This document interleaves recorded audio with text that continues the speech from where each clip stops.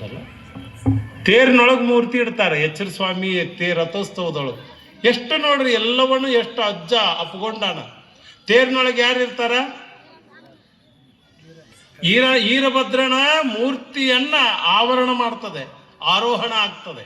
ಆರೋಹಣದ ಕಾರ್ಯದಲ್ಲಿ ಮೂರ್ತಿ ಬಂದು ಕುಂತಾಗ ಸಾಕ್ಷಾತ್ ಎತ್ತರ ಸ್ವಾಮಿ ಬೇರೆ ಅಲ್ಲ, ಈರಭದ್ರ ಬೇರೆ ಅಲ್ಲ ಅನ್ನುವಂಥದ್ದನ್ನೇ ತೋರಿಸಿ ಎಳಿತಕ್ಕಂಥ ತೇರ ಏನು ತೇರ ಎಲ್ಲದಕ್ಕೂ ತೇರಿನ ಅವೃತ್ತವಾದಂಥ ನಿಲುವು. ಬ್ರಹ್ಮ ನಿರ್ಮಿತ ಈ ತೇರ, ಬ್ರಹ್ಮ ನಿರ್ಮಿತ ಈ ತೇರ